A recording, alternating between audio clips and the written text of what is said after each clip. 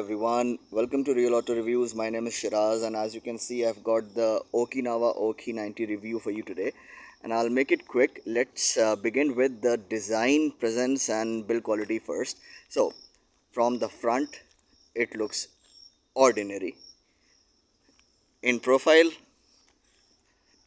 it looks fantastic, especially those big wheels and the chunky swing arm.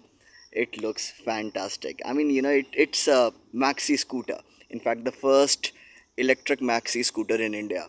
And from the rear also it looks good. Overall it's a big scooter, and people notice it a lot. People would be asking you a lot of questions. This has presence. Now let's talk about the build quality. So honestly, I was not expecting good build quality from Okinawa. It's as honest as it can get, and therefore I was pleasantly surprised to see the overall build quality. It's nice. For example, this heavy duty main stand, even the side stand is it feels quite durable, chunky, okay, and has weight to it. And of course even this grab rail, everywhere you look. And of course I've talked about the chunky swing arm.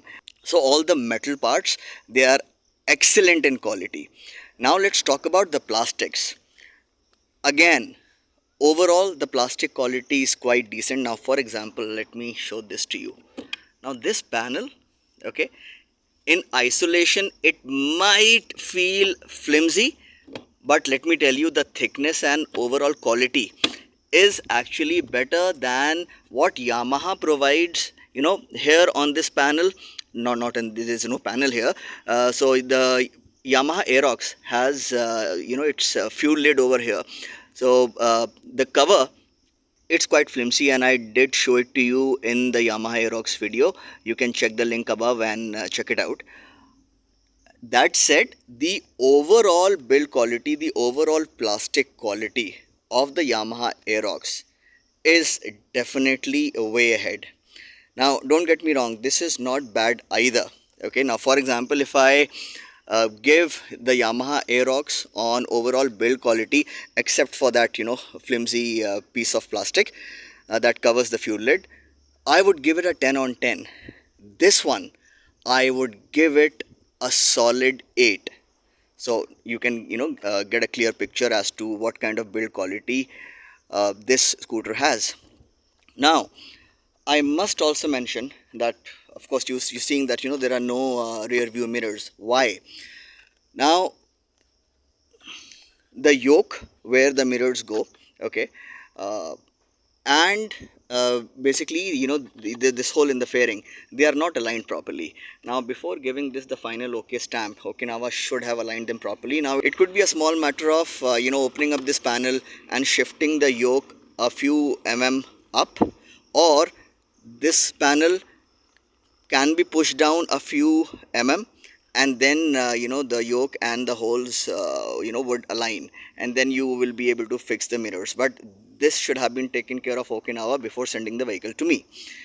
Now okay, let me show you the boot. So here's how you open the boot.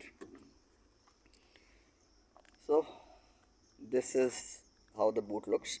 You have a USB port wherein you can charge your phone. And okay, so underneath this panel, okay, this can be taken off. The battery is removable, but it's quite heavy, so it might give you hernia. And okay, this is something that normally I don't think any other scooter gets it outside the Okinawa family, I believe.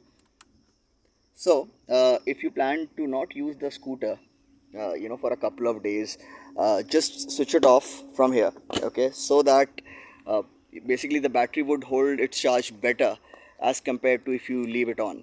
In fact, it's not a bad practice if you switch it off every night and switch it on when you have to ride it, of course. Just one word of caution, it would not charge if the MC is off. So basically if you plug in the charger, you don't plug in here, you plug in the charger here, push it, Okay, so before you do that, you have to switch the MC on, and then it will start charging. Now, let's ride.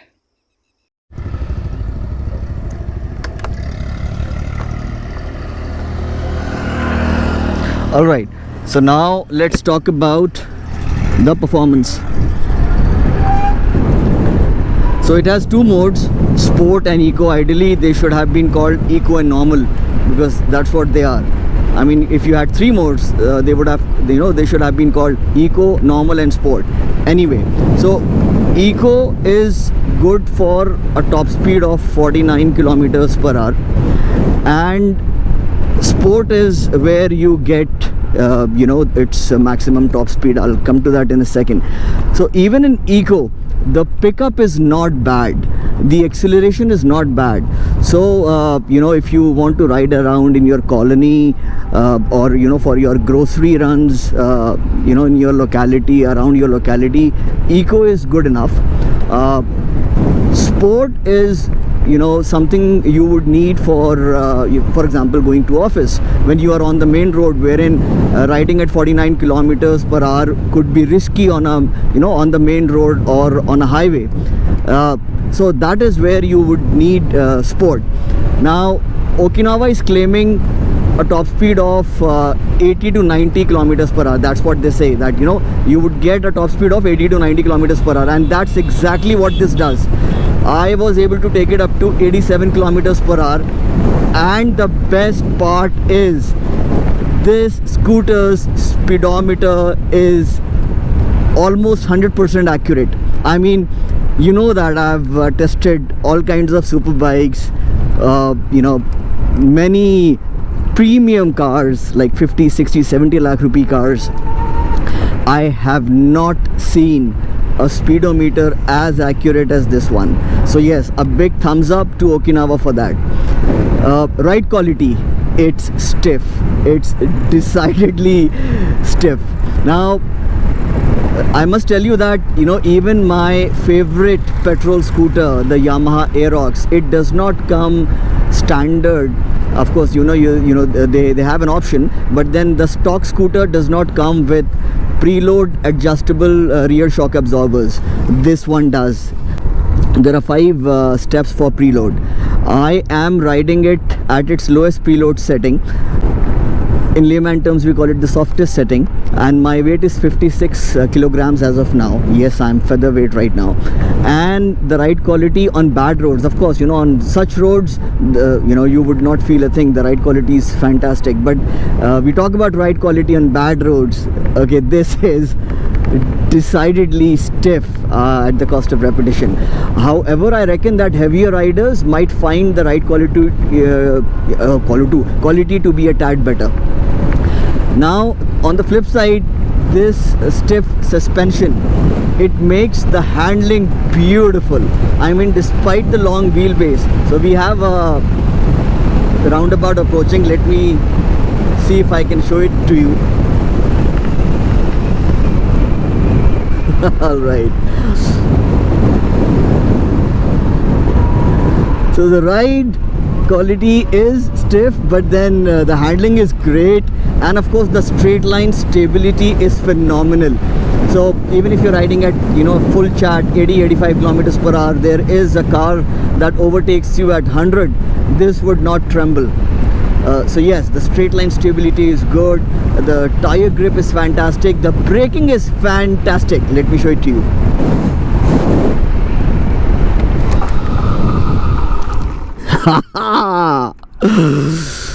All right, so what else? The most important part, the charging time, the range and the charging time.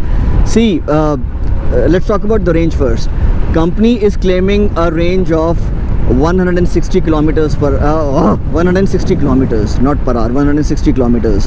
Now if you ride in eco mode all the time, that is below 50 kilometers per hour, I think you may be getting close to I think you might even exceed 160 kilometers per 160 kilometers. At least I'm sure that you will get somewhere around 140 150 if you're riding constantly in eco mode. And even if you ride it in sport mode but you do not cross 50-60 kilometers per hour, I think you can still get over 130. However, if you're someone like me who lives in Greater Noida and has to take the expressway to office, you will be riding at full chat. You will be riding at 80-85 kilometers per hour all throughout. Then it will give you a range of 100 kilometers. Now, in my quest of finding the absolute real world range, I exhausted the battery once on the expressway and once near my home. I had to push it, of course not all the way. So in the first instance I was 14 kilometers away from home, and in the second instance I was just 2 kilometers away from home. And you have good Samaritans who would extend a helping leg and make it possible for you to reach home. Now so basically what that means is, at 100 kilometers, once it's completed 100 kilometers, it will just go dead, and it does not give you any warning whatsoever. Now so a couple of things, a couple of irritants rather. So the trip meter is useless. Every time you switch the scooter off, you switch it back on, the trip meter resets to 0. It's totally useless. There is no range indicator. So you have to keep your eye on the odo. Or for example, if your daily running is like 50-60 kilometers, then you're safe. Otherwise, if you're going somewhere where you do not know what is the distance like, okay, to and fro. So you need to keep a tab on the odometer, and you need to make sure that you're back home within that 100 kilometer mark. Because say for example, even at 95 kilometers, 96 kilometers, the top speed would still be 75 kilometers per hour.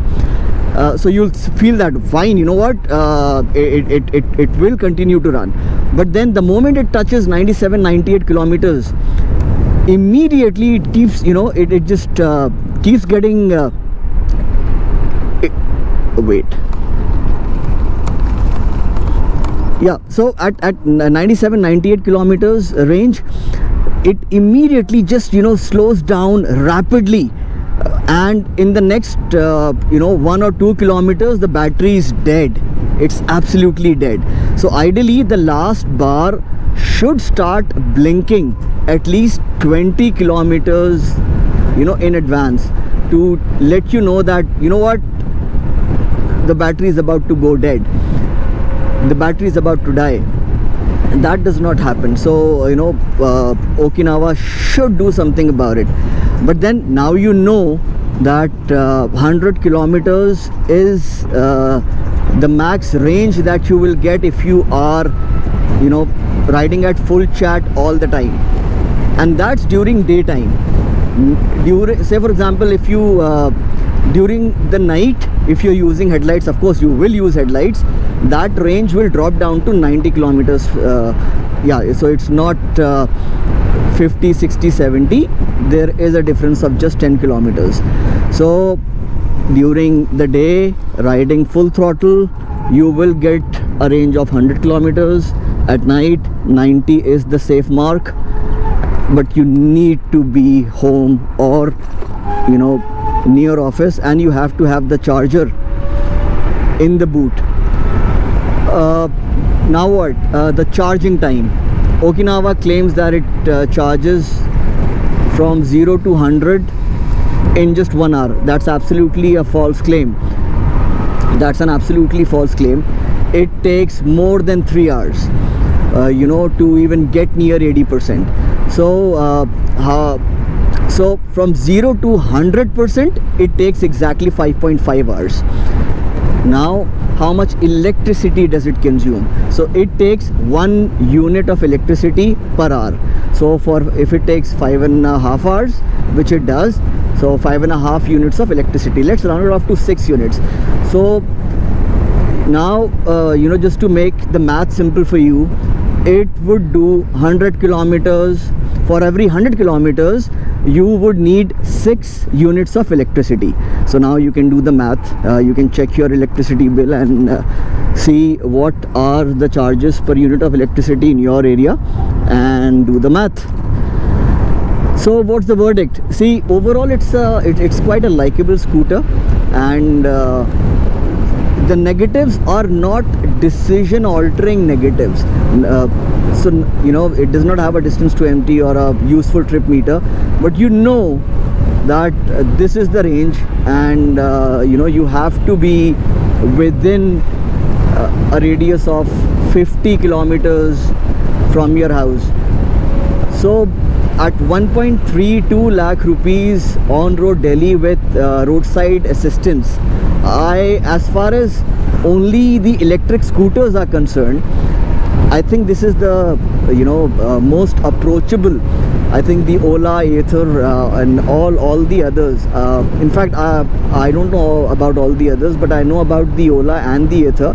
I think they are 1.4 lakh plus. This is 1.32 on road. Now, so I would say that this is phenomenal value. And if you have any questions, please feel free to ask me in the comment section below, and I will answer each and every one of them individually. And if you haven't already subscribed, please subscribe, and I'll see you soon with the next video. Guess what I'm testing now, once I park it? The Ola S1 Pro. That would be the next video. So thank you so much.